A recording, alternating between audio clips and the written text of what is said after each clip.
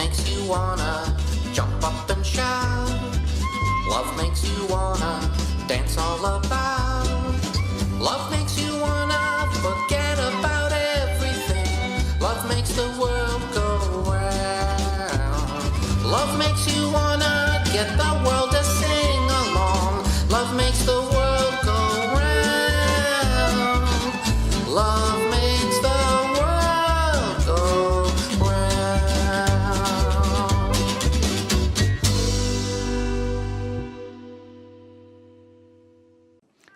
Hola, ¿qué tal? Muy buenas noches. Bienvenidos y bienvenidas a una nueva edición de Cine Negativo, el primer programa de cine independiente de la televisión digital abierta. Transmitiendo por el 32.1 de la TVA, nos encontramos como todos los sábados a la noche en los estudios de Barricada TV en el cuarto piso de IMPA, la primera fábrica recuperada del país por sus trabajadores y trabajadoras en el barrio porteño de Almagro. Y hoy una vez más vamos a disfrutar de una bella velada de cine independiente ahí con ustedes del otro lado. Como lo prometido es deuda, hoy vamos a hacer el cierre, en cierta forma, de lo que es este primer ciclo de especiales del año. En esta oportunidad de cine tucumano, hace 2 semanas atrás dimos inicio a este ciclo especial, compartiendo 3 interesantes ficciones. Hoy nos vamos a abocar especialmente al área documental. Y para esto vamos a disfrutar de 3 piezas cinematográficas muy interesantes y muy importantes. Las dos primeras piezas cinematográficas comparten algunas cuestiones técnicas, algunos recursos más bien dicho en común. La imagen en blanco y negro y el recurso de la voz en off. La primera obra de esta noche se llama Elvira en el río Loro, de José Villafañe. Un cortometraje realizado en el año 2009 de 9 minutos de duración aproximadamente, que bajo la técnica del Fontage, el metraje encontrado, traducido, nos cuenta hechos del pasado que revelan a través de los fragmentos de estas imágenes y unidos por una voz en off, uno de los tantos hechos que ocurrió en la última dictadura militar. Una interesante pieza que, como les decía, con el recurso de la voz off, de la imagen en blanco y negro, nos sumerge en las distintas historias que vamos a conocer, pero centrándonos puntualmente en una de ellas. Vamos a escuchar a su realizador, José Villafañe, que nos va a contar un poco mejor esto de cómo fue el proceso de realización, la búsqueda de este material y finalmente la realización de este cortometraje. Compartimos así la primera obra de esta noche y luego continuamos con más Cine Negativo. Hola, ¿cómo están? Mi nombre es José Villafañe, soy el realizador del cortometraje Elvira en el río Loro. El cortometraje no surge de una idea en particular, sino más bien surge del encuentro con el material de archivo. En ese momento, cursando en la Escuela de Cine de Tucumán, junto a un grupo de compañeros y compañeras, nos interesamos mucho por el material fílmico que había en la institución, por lo cual empezamos a trabajarlo, haciendo un proceso de limpieza, luego empezar a proyectar ese material para ver su contenido, en el cual aparecían imágenes de un Tucumán antiguo que nos gustaba mucho, pero también aparecían imágenes de diversas partes del mundo. Un poco el germen fue encontrar ese material, digitalizarlo a través de un telecine y empezar a pensar qué se podría hacer con esto. Influenciado en ese momento por cortometrajes de archivo encontrado, que son piezas audiovisuales, en las cuales las personas que realizan ese tipo de trabajo no lo hacen a través de un archivo propio, sino que trabajan con un archivo ajeno, y que al cambiar su contexto original, al cambiar el sentido para el cual esas imágenes fueron creadas, se produce una suerte de resignificación. Así que un poco eso fue lo que estaba guiando el camino de la realización del cortometraje. Y creo que por último, un encuentro que sirvió mucho para la realización del cortometraje fue conocerla a la escritora tucumana María Belén Aguirre, que es una escritora a quien admiro mucho y en quien empecé a pensar como la voz narradora del corto. Entonces empecé a escribir pensando en la historia de 2 personas y la relación a distancia de estas personas, y pensando en la voz de ella también, que va tensionando también con las imágenes que estamos viendo. Yo antes había realizado junto a Cecilia Salín un cortometraje que se llama Primera pelea en Venecia, que es un cortometraje también hecho de archivo, pero en este caso un archivo familiar. Y aquí lo que me interesaba era que por un lado lo que teníamos de archivo era tanto material personal de familias, pero también había material de noticias, también había un material con mucha carga histórica y política, entonces me interesaba poder trabajar con un material tan diverso y a través de la voz en off, a través de montaje, ver de qué forma se podía forzar ese material a que nos diga algo más. Entonces, un poco ese fue el germen y la producción del cortometraje. Los invito a que lo vean. Muchas gracias por la oportunidad de poder pasarlo. Espero que lo disfruten y muchas gracias a Sin Negativo. Seguramente el rector de la Universidad de Tucumán será quien en esta oportunidad represente a la Presidenta de la Nación, que tiene como ahijado, por primera vez siendo Presidente de la República, a este magnífico muchacho que es Domingo Javier. Vamos a conversar, con su permiso, con su esposa. Señora Sara Alzogaray de Díaz, 34 años, un mundo de felicidad y que críe a todos estos chicos con el amor que estoy seguro le van a dar a ustedes. Después que se fue, la primera noticia que tuve de él fue una carta donde describía el país donde se encontraba. No decía el nombre porque tenía miedo que lo descubran. Se describía como un ciudadano del mundo al cual el exilio no significaba más que estar alejado de su familia. Pero me daba cuenta que estaba mal. Mientras leía la carta sentía que me estaba mintiendo. Lo imaginaba en un hueco, inventando un país. Estoy tan nerviosa que no puedo. Bueno, lo importante es que todos son sanitos. Todos sanos. ¿Cuántos están en la escuela? ¿Cuánto estudian? 4. 4 estudian. 4. ¿Y qué opinan acerca de este hermanito que reciben? Y bueno, lo que nosotros queremos es que ellos estudien, que aprendan, sea algo el día de mañana. Lo van a lograr con el sacrificio del padre. Sí. ¿No se pelean los chicos en la casa?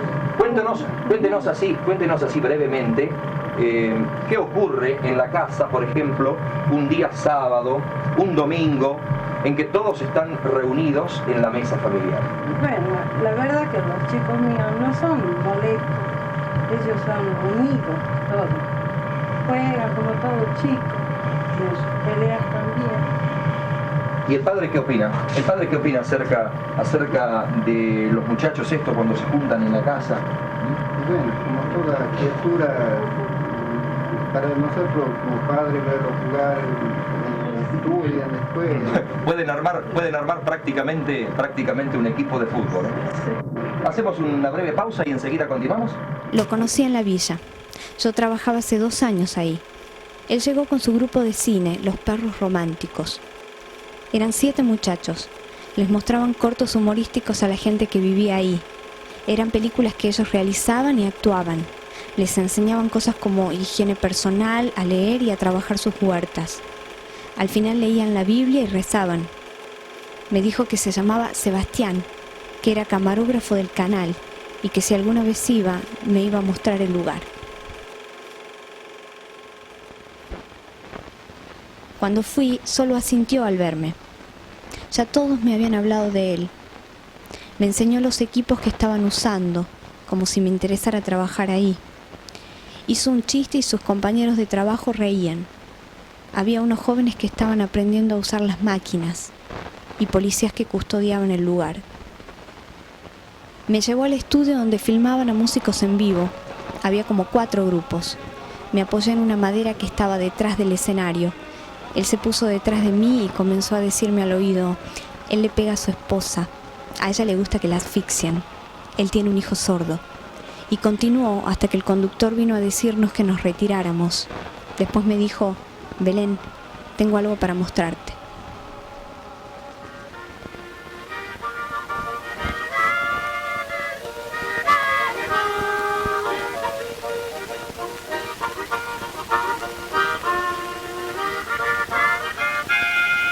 Me confesó que robaba material deportivo.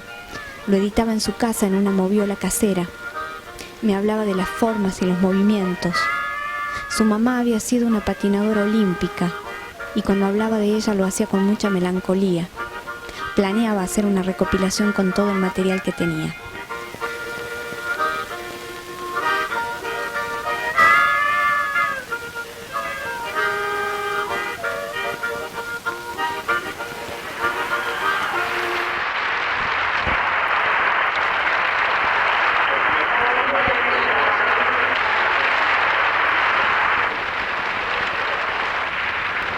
Pero también robaba otras cosas.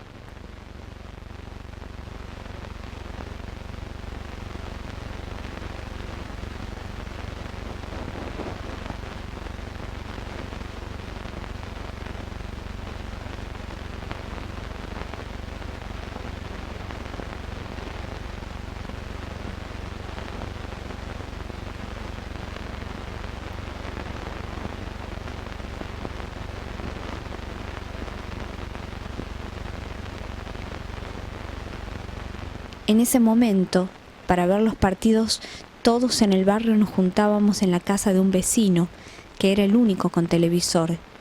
Para impresionarlos dije, conozco a alguien que trabaja en la televisión, que sabe todos los secretos de la gente de ahí.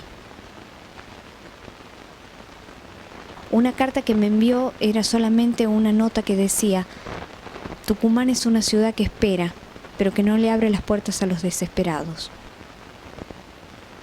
En otra carta escribía, Francia me recuerda a vos. En cualquier momento voy a doblar en una esquina y vas a estar vos esperándome. Pero él no estaba en Francia. Ahora lo imaginaba en una ciudad bajo la tierra, escribiendo. En ese momento, 5 de los 7 perros románticos habían sido secuestrados. Pasó un tiempo hasta que recibí su última carta. Ya no pretendía hacerse el turista. Era corta y había un rollo adentro. Decía, hay 2 imágenes que me acompañaron durante todos estos años.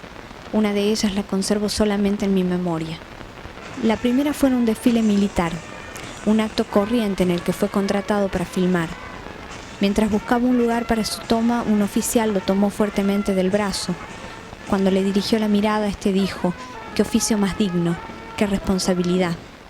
Decía que al filmar pensaba en westerns, en batallas de pavimento, en John Wayne. La segunda imagen que relató era de Elvira en el Río Loro. Era la esposa del 6º perro romántico que fue encontrado escondido en una capilla. Nunca volvió a aparecer. Elvira se disparó con una escopeta a la cara. Decía, hay algo en ella o en ese lugar, no lo puedo describir. Me envió el rollo de Elvira. Esa fue la última carta que recibí de él.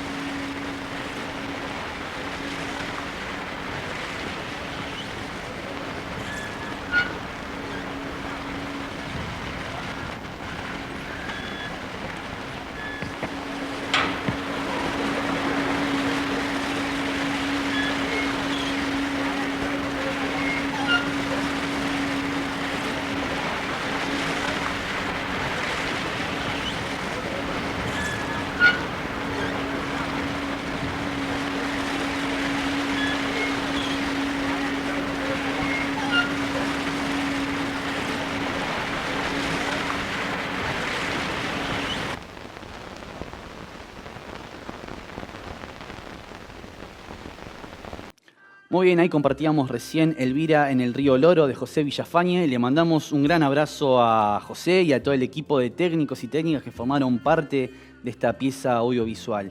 Y ahora compartimos y seguimos, mejor dicho, con más cine. Y vamos a seguir en esta línea de estos recursos que les mencionaba al principio, las imágenes en blanco y negro, el recurso de la voz en off, pero en esta oportunidad para conocer una historia distinta. Una película del realizador Lucas García. en esta oportunidad un corto de 4 minutos que con estos recursos de la voz en off y las imágenes en blanco y negro nos cuenta la historia de Rodrigo, un muchacho que está privado de su libertad, y nos cuenta él en primera persona cómo es ese mundo. Vamos a escuchar a Lucas, que nos cuenta un poco cómo fue la realización de este cortometraje, cómo conoció y qué fue lo que lo motivó a contar la historia de Rodrigo, y así disfrutamos la segunda obra de esta noche, Es un mundo diferente acá.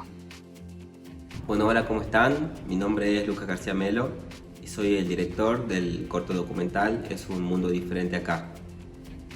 Bueno, la idea de este corto nace a partir de una experiencia anterior. Filmé una película hace unos años acá en una de las cárceles de aquí de Tucumán. Y bueno, allí me hice amigo de uno de los chicos, de Rodrigo, que él está aún preso ahí en la cárcel. Y bueno, reutilizado material de esa película que no había quedado en el metraje final, y tuve como una charla con él mediante audios de teléfono, de WhatsApp, donde él, bueno, me respondía sobre cosas generales de su vida, de cómo es estar preso, de su familia, de sus deseos, y bueno, y quedó este corto que me parece que está muy bueno, así que un honor que pueda participar de Barricada TV.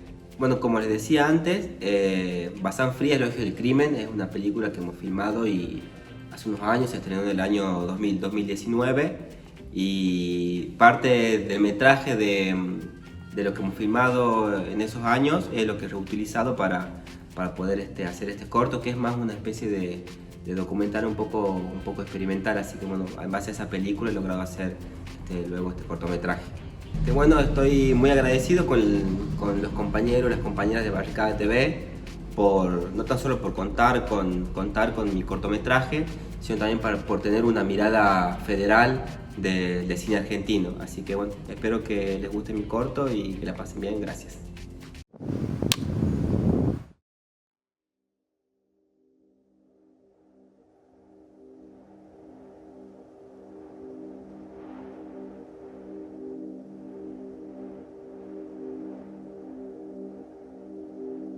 Y acá un nuevo día.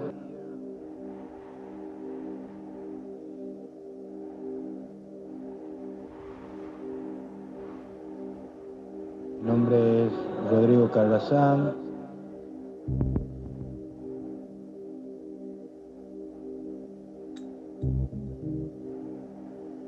Tengo 32 años. Tratando de llevarla como se puede.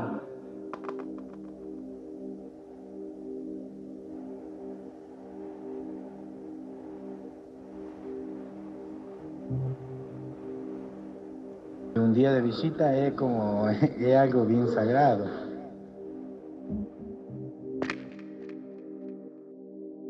Estoy rodeado de barrote.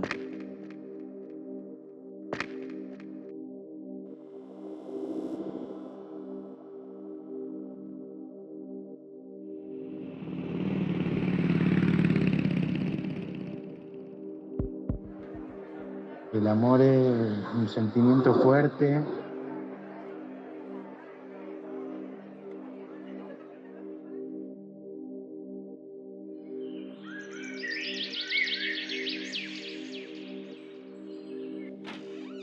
Un día te levanta bien, otro día diferente.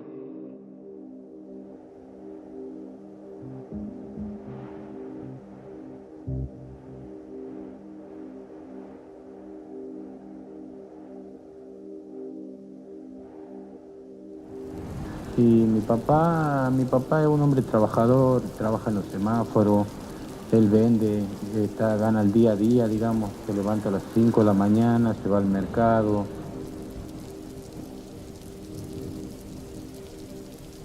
Y casi todos los días estoy triste, amigo.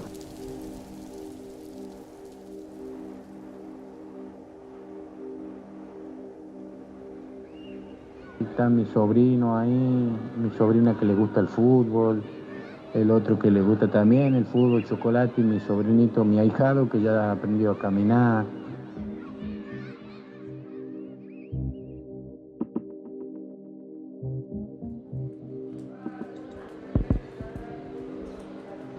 digo yo siempre, tiene que ser tranquilo como agua de tanque.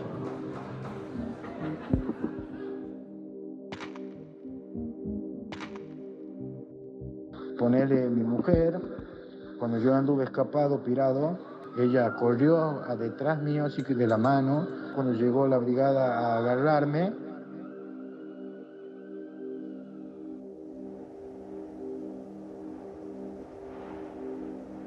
es un mundo diferente acá.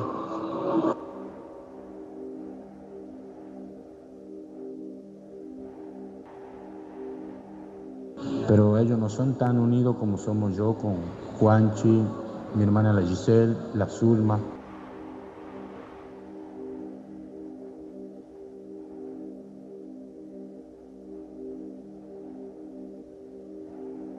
Amigo, ya sabes que en una parte vos decís es un mundo diferente acá. Y no sé, me ha gustado para el título, para este trabajo.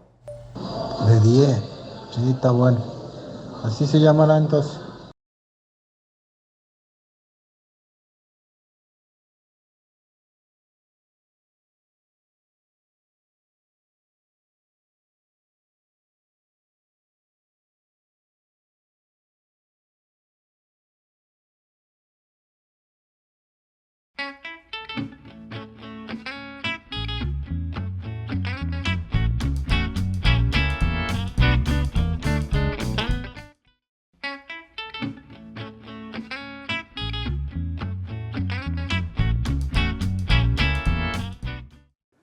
Muy bien, y continuamos acá en Cine Negativo. Recién en el bloque anterior disfrutábamos de Es un mundo diferente acá, del director Lucas García. Le mandamos un fuerte abrazo a Lucas y a todo el equipo que formó parte de esta pieza audiovisual.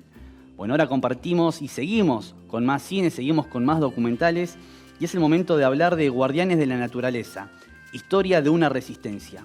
Bajo la dirección de Antonella Cardoso Casares, vamos a conocer la historia de unos hechos que ocurrieron más al norte del país. Este ciclo es de cine tucumano, pero esta película se desarrolla en la provincia de Jujuy, cuando se llevó a cabo la reforma constitucional en la provincia, que puso en juego, actualmente, lamentablemente hoy siguen totalmente en juego, más bajo el gobierno de Javier Milei, esto se potenció mucho más, los recursos naturales de la provincia, de nuestro país. Pone en protagonismo a las comunidades originarias, que son ellas las que nos cuentan lo importante de cuidar nuestros recursos, de cuidar nuestra naturaleza, de cuidar nuestra tierra. Vamos a escuchar una pequeña entrevista de Florencia Ballino, que nos cuenta un poco acerca de Andes, esta fundación que fue creada, este grupo que nació en el año 2001, que está conformada por estudiantes y recibidos y recibidas de la Universidad, de la Facultad de Derechos, y que de hecho su nombre significa abogados y abogadas del NOA en Derechos Humanos y Estudios Sociales. Actualmente este grupo está conformado por más de 80 voluntarios que cubren las distintas áreas desde la abogacía. Vamos a escuchar a Florencia, que nos cuenta un poquito acerca de Andes, que nos cuenta un poquito acerca de esta pieza audiovisual, y disfrutamos ya la última pieza de esta noche, Guardianes de la Naturaleza, historia de una resistencia. Guardianes de la Naturaleza, historias de una resistencia, nace por iniciativa del equipo de trabajo de Andes, cuando estaba por cumplirse un año de aniversario de la reforma en la Constitución de la provincia de Jujuy. Bueno, con esta vocación de registrar, de visibilizar las voces de aquellas mujeres que protagonizaron en primera persona la resistencia a la reforma, que vivieron en carne propia la represión al respecto, y en ese marco, pero sobre todo teniendo presente todo el trabajo que viene haciendo Andes junto a comunidades indígenas de la provincia de Jujuy, pudimos llevar adelante esta producción realizada por Andes, que contó con el equipo técnico de nuestras oficinas de Tucumán y Jujuy, trabajando conjuntamente para poder llevar adelante esta iniciativa. Así que les invitamos a todas, a todes, a disfrutar de este cortometraje. Muchas gracias.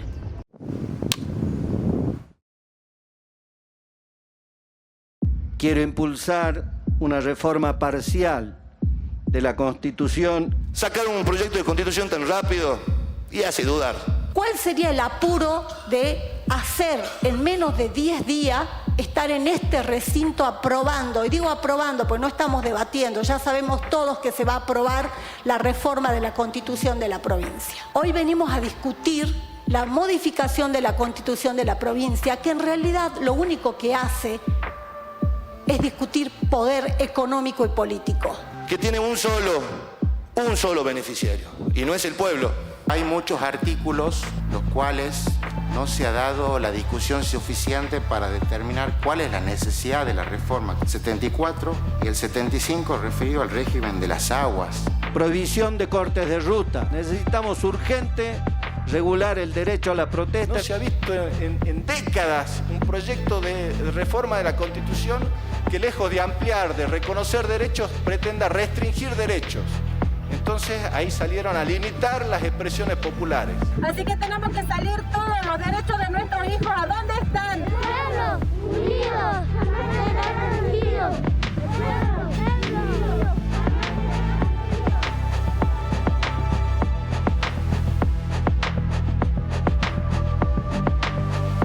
A consideración de la Cámara para la sanción del proyecto de ley de reforma parcial de la Constitución provincial en general y en particular. A consideración de la gente, aprobado. Aprobado con la mayoría suficiente. Y no queremos que las mujeres, las trabajadoras de la salud, de la educación y un montón de casos que venimos siguiendo acá en la provincia de Jujuy, como las comunidades indígenas, sean considerados delincuentes cuando están defendiendo sus derechos. Dice que el rechazo que se expresa en las calles contra esta reforma es solamente de la izquierda. Nada más falso, nada más equivocado. Lo que no quieren ver es que es el pueblo jujeño el que se pone de pie. Resulta aprobada la reforma parcial por unanimidad de los 40 convencionales presentes. Aprobada.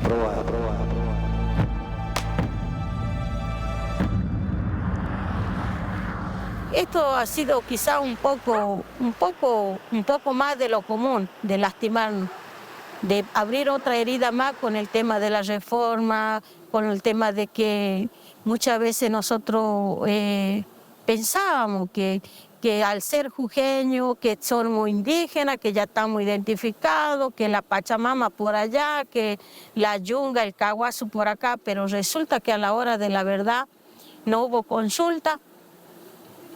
Y como yo digo, ¿no? También hace rato decía, tuvimos otra guerra más.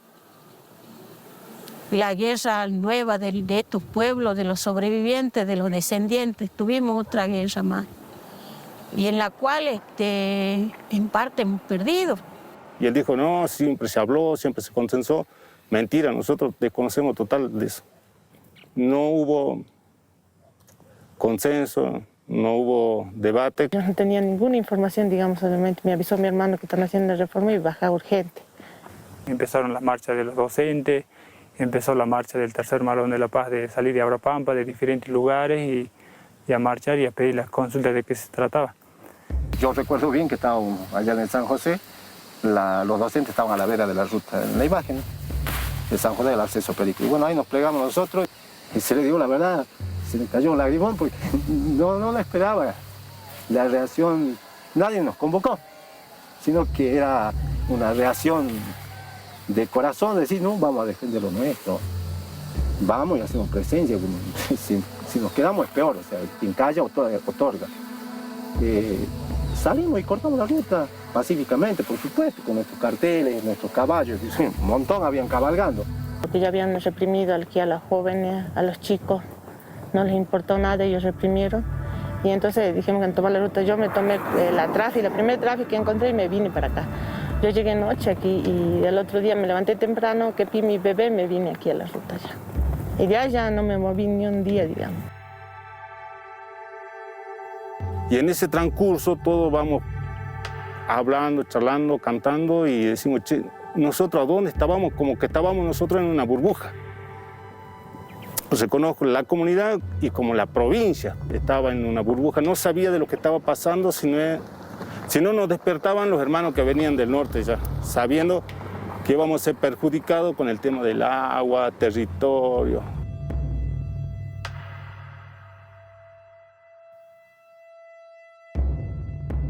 es un poco contra natura el proceso constitucional constituyente en Jujuy, por cuanto han sido los propios funcionarios públicos los que han escrito su propia constitución. El diputado Juan Cardoso Trayú pidió que la votación sea nominal, es decir, que cada diputado exprese los motivos de su voto.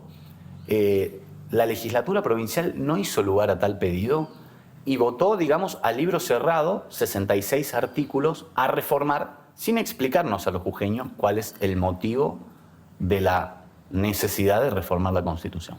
Eso también se extrapoló a la propia Convención Constituyente. Él asumió dos poderes que no se puede asumir, tanto como gobernador y presidente de la Comisión Constituyente. No solo lo han hecho el tratamiento a oscuras en la legislatura, custodiado por la policía, aparte en horas de la noche y madrugada. Vamos a ser sinceros y digamos las cosas como son. Lo mismo la aprobación. Se venía el 20 de junio, Día de la Patria, pero el Día de la Patria, ¿de qué patria hablan ellos? Cuando están vulnerando de los derechos de los ciudadanos provinciales, llámese argentinos. Entonces no podemos ir a festejar el Día de la Patria el 20 de junio cuando ellos ahí en la legislatura a las 4 o 5 de la madrugada estaban aprobando esta controvertida, polémica reforma constitucional. En Jujuy tenemos un sistema electoral que excluye a las minorías y sobrerepresenta a las mayorías. Lo mismo sucedió en el seno de la Convención Constituyente. Hay artículos de la Constitución que fueron votados por un solo bloque, el Frente Cambia, que para la elección de convencionales constituyentes obtuvo 190.000 votos, que son representativos del 32% de los votos del padrón. Es decir, ¿hasta qué punto podemos considerar legítima una convención constituyente con estos parámetros, no? Sobre todo teniendo en cuenta que la Constitución de 1986 estaba legitimada por 4 partidos que representaban al 89% de los votantes de Jujuy. Nosotros entendemos otra cosa por reforma de un constitucional. Se llama todo sector abiertamente para poner nuestro punto de vista, qué es lo que es bueno. Vamos a reformar algo para bueno, para avanzar, no para retroceso y quitar derechos. Los debates que se tendrán que haber hecho en las comisiones tendrán que haber sido audiencias públicas, audiencias de debate, de consensos de diferentes sectores, y solamente se redujo a una exposición, a espacios virtuales, a una falta de acceso de información, y los pocos argumentos que se pudieron generar en esas comisiones no fueron tomados en cuenta en la normativa. Parte de estos sectores que fueron los que más ecos y denuncias hicieron en relación a la falta de participación ciudadana son los pueblos y comunidades indígenas. Denunciando, y ahí desde Andes acompañando esta denuncia con diferentes medidas judiciales, la falta de consulta previa y libre informadas a los pueblos y comunidades indígenas. ¿Qué quiere decir esto? Que estas medidas legislativas a reformar, en que se reformaron, tendrían que haber sido consultadas y con el consentimiento de las comunidades y de los pueblos, ya que la normativa incide a derechos individuales, violentando no solamente derechos individuales, sino también colectivos. Y sabemos que las comunidades indígenas han sido prácticamente desplazadas y han sido marginadas de todo lo que fue el proceso de la reforma de la Constitución provincial. Del debate sale siempre la legitimidad. Si no hubo debate, no hubo participación ciudadana, no hubo consenso, por lo tanto es una norma ilegítima. Van por todo, digamos, por ahí ellos no nos consultan a nosotros cuando traen una minería, se meten, digamos, no nos consultan porque la tierra es nuestra.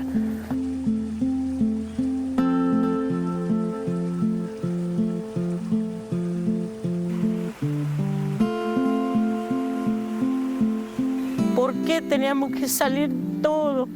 Si ya antes los abuelos ya han luchado tanto para que estemos en Jujuy tranquilos y ahora otra vez a salir. Porque como que vos, si uno es joven, es como que vos has leído en un libro el éxodo. Pero ahora nosotros hicimos lo mismo. Y ahora no han sido que teníamos miedo que vengan y nos quemen o nos llenen de balas. A través del Tupapire hicieron todo y con eso ha sido más que una ametralladora para los pueblos indígenas.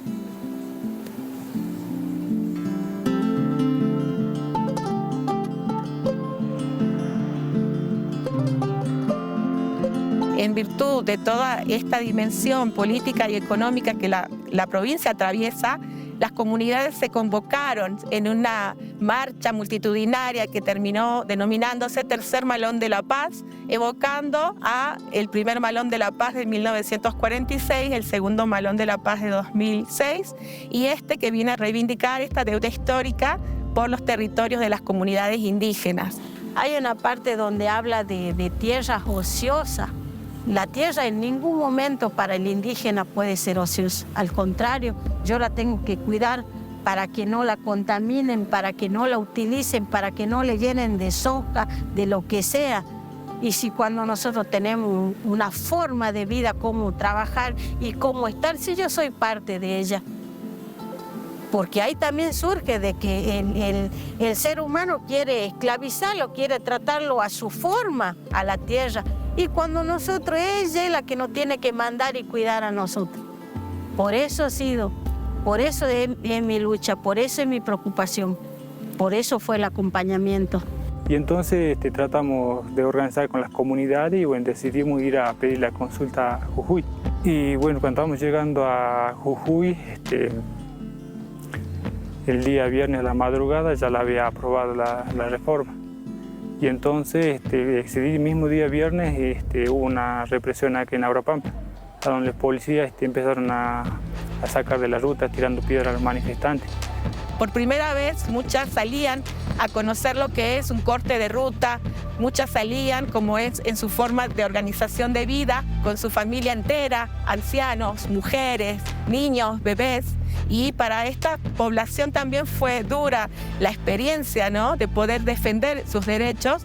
Pero esta vez salimos a cortar la ruta porque nos afectaba la contaminación que se está por hacer en nuestro territorio, sobre la explotación de litio, sobre las mineras. Entonces eso es lo que hizo que nosotros salgamos a cortar la ruta. Cosa que recibimos la peor respuesta del gobierno, que vendría a ser la represión. Fue una represión para algunos, fue la primera vez y fue muy traumante, aún siguen algunos y hasta el momento seguimos luchando, seguimos personas con contravenciones, perseguidas. La violencia no es un derecho. No hay un derecho establecido respecto de quien ejerce la violencia.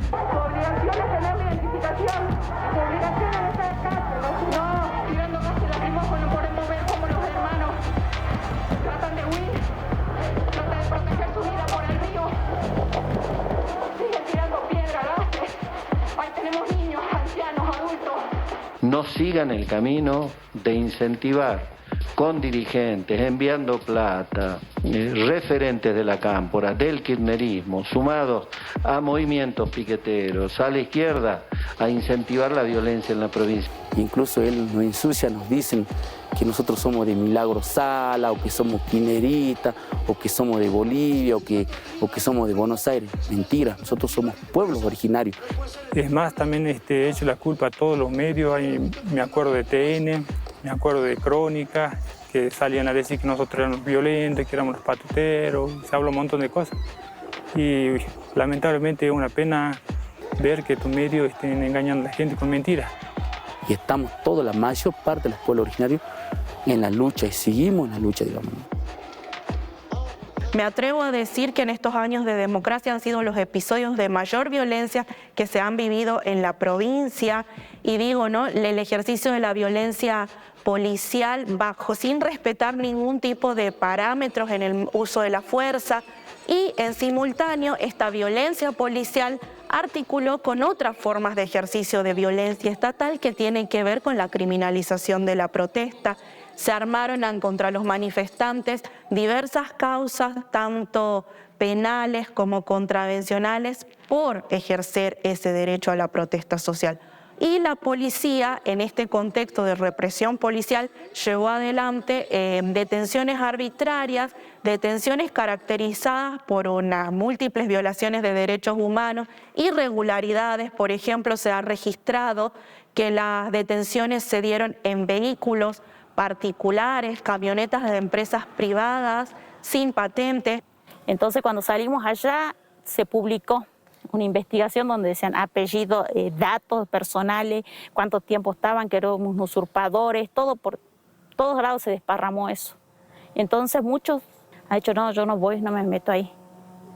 Los que trabajamos en las tierras vivimos de esto. Y entonces se hicieron a un lado. Pero siempre decían, teniendo ese apoyo, pero no puedo. Si me ven ahí, me sacan y ¿de qué doy a mi familia? Y era entendible. Y cada vez fuimos menos quedando. Pero por la amenaza. Si no nos amenazaban de un lado, era de otro lado y así. Que se exponían a contextos tan difíciles, no solo de exponer su cuerpo, su voz, su palabra, su sentimiento, sino también poder recibir del otro lado, tanto de la sociedad, de los medios y de los gobiernos, mucha hostilidad, mucha desconfianza, inventarles causas judiciales, con perseguirlos y con desvirtuar del todo el reclamo territorial. Y le seguimos, hoy por hoy seguimos la lucha, a pesar de la represión, todo lo que pasó el año pasado, de la Constitución provincial, que realmente se ha hecho a base de sangre, digamos, ¿sí?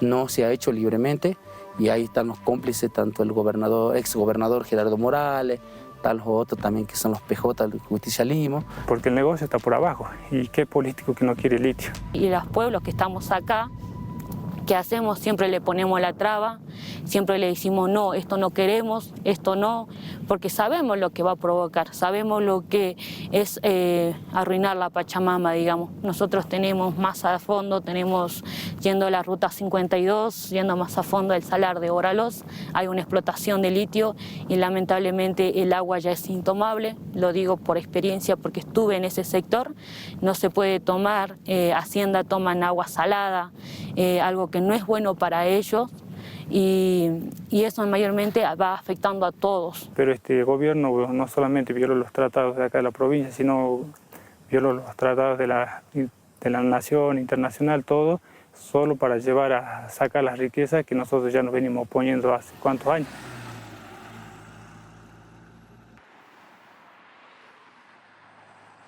No desconocemos, ya sabemos cómo es el gobierno, que a veces nos pinta tan lindo, pero después de eso viene la sorpresa. Yo creo que nosotros fuimos el año pasado un laboratorio en la provincia, hoy se está por implementar a nivel nacional. Cuando nosotros decidimos salir a Buenos Aires, fuimos provincia por provincia explicando lo que se venía. Por ahí muchos nos creían y muchos no. Mayormente muchos critican diciendo, pero el litio o eso va a ser el futuro, no.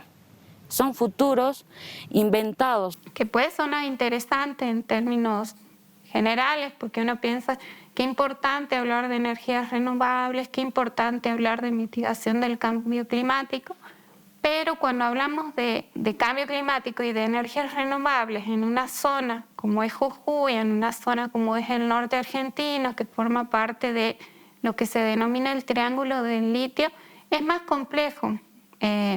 Y esto tiene que ver con justamente la presencia y las consecuencias o el daño ambiental que genera esa actividad en estos territorios, que en su mayoría son territorios comunitarios.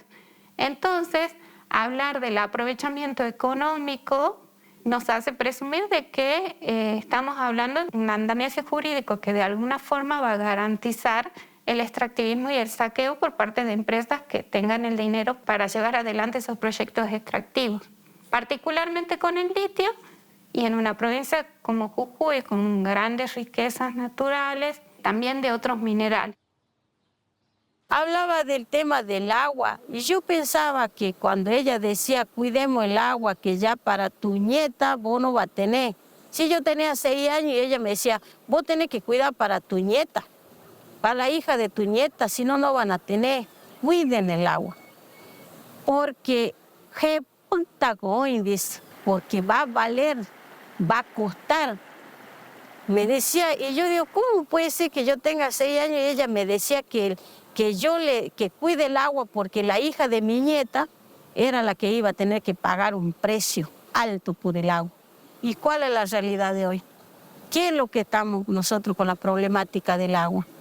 ¿Qué es lo que se viene para nosotros como jujeños? Se quita uno de los incisos que hablaba sobre la prevención y la mitigación de los daños ambientales y solo habla sobre reparación e indemnización. Este es un punto importante, ¿por qué? Porque cuando hablamos de reparación e indemnización damos por sentado un daño. Entonces, en términos jurídicos, la provincia podría hacer caso omiso a las obligaciones de prevención y se le pone un costo económico a ese daño. Y bueno, hay daños que básicamente no se miden en términos económicos porque, por ejemplo, en una zona como la Quebrada, que es una zona donde hay poca agua, una zona catalogada como de estrés hídrico, que un acuífero producto de la explotación de determinado mineral se seque, puede llegar a generar básicamente que las personas no puedan, o sea, tengan que dejar su lugar, tengan que dejar el lugar donde han vivido durante muchas generaciones porque no tienen agua. Y en términos de recomposición, esos acuíferos llegan a demorar la vida de una persona en recomponerse. Entonces, básicamente implica una movida de la población que no solo afecta a la generación presente, sino también a las generaciones futuras. Entonces el agua yo creo que no solo importa a las comunidades, sino importa a todos. A los animales silvestres, a las plantas, a todo ser vivo nos hace bien. Entonces para nosotros el agua es muy importante. Quizás ya los gobiernos le dan como un recurso más, pero para nosotros es vida. Por esa razón nosotros defendemos el agua porque nosotros queremos vivir en un aire sano, con un agua sin contaminación. O no como ustedes, que ustedes son dueños de abrir la canilla, lavar el plato, bañarse. Capaz que nuestros hijos, los hijos de nuestros nietos, no estén de esas condiciones. Esa es mi preocupación. Y el tema, la minería, el tema del litio, sabemos que es una gran contaminación, no solamente el litio, cualquier mineral, pero el litio, hoy por hoy no hay un proceso, cómo se va a controlar o se puede extraer sin contaminar el agua principalmente, ¿no?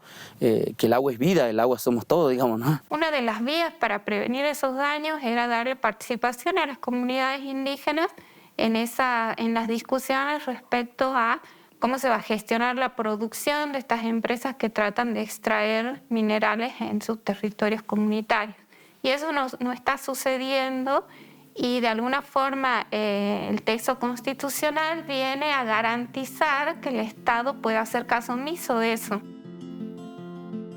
Somos acá productores y que estamos creciendo y nos afecta sobre todo el tema de la ganadería, de la agricultura, todo eso.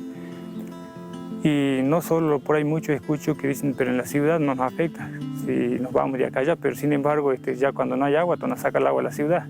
Y ahí hace la pregunta, a ver, ¿cuántos días vas a vivir ahí sin agua?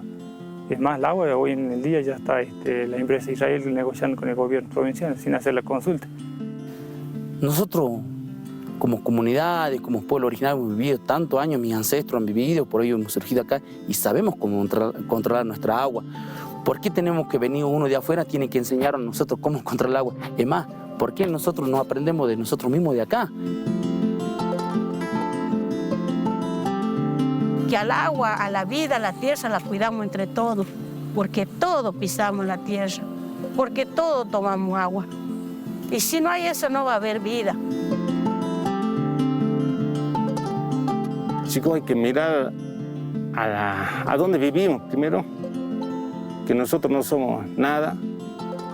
Para cuidar nuestro medio ambiente, nuestro planeta, tenemos que sentirnos parte de eso. Y ahí entonces ya lo empezás a ver con otros ojos. Cuando uno siente que es parte de la tierra, te da miedo hasta romper una montaña, te da miedo hasta... Lo haces con mucho respeto. Y eso somos nosotros. Nuestro cuerpo, yo a veces digo, esto es físico, no sé, es pintado artificial nomás. Somos como una nube. En un momento viene el viento y listo, dejamos de ser, chicos. Espero que les sirva la reflexión y empecemos a sentir al planeta como que es parte nuestra. La preocupación tiene que volverse otra vez en forma de pensar constructivamente. No es tarde para volver a escucharnos. Eso que llaman empatía, de sentir el dolor del indígena, porque el indígena no es porque está en un libro se preocupa, sino porque ancestralmente nos vienen dando de generación en generación. ¿Para qué? Porque ancestralmente han sido los guardianes de la naturaleza, los guardianes de todo esto. Y no más que, ¿qué me queda a mí? Seguir sobre eso, seguir sobre lo que ya está escrito o lo que ya está vivenciado en la sangre indígena.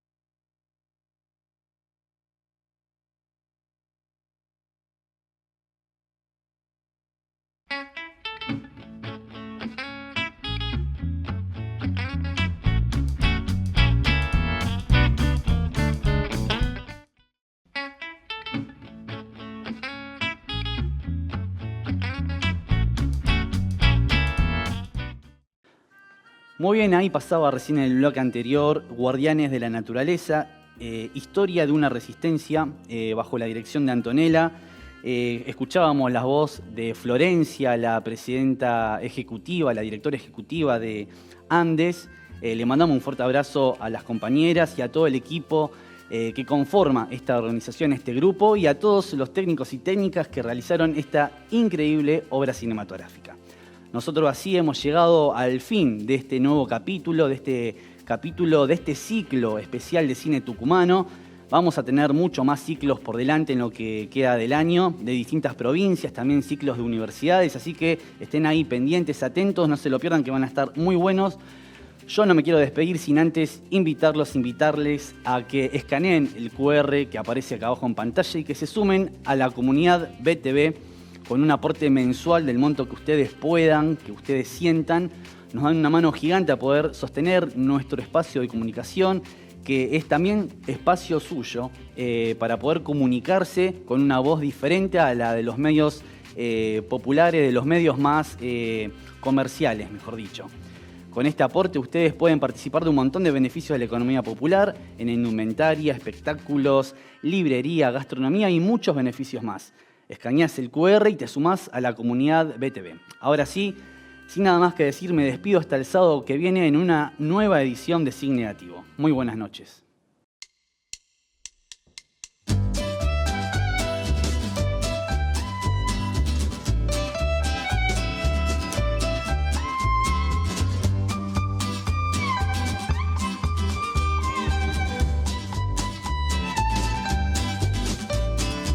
Love makes you wanna jump up and shout.